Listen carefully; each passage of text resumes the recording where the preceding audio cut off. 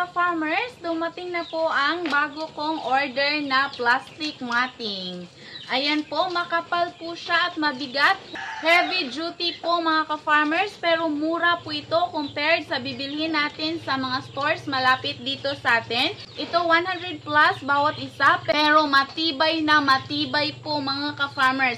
Hindi po siya madaling mabiak. In fact, yung iba kong plastic matting ay ginagamit po namin na pintuan para sa aming bagong fatteners mga ka-farmers. Ayan po. Itong plastic matting, very helpful po ito para sa ating magbababoy kasi kapag meron tayong mga biik or bagong panganak yung ating inahin, ito yung magsilbing higaan ng ating mga biik para hindi po sila direktang nakahiga sa sahig dahil maginaw po.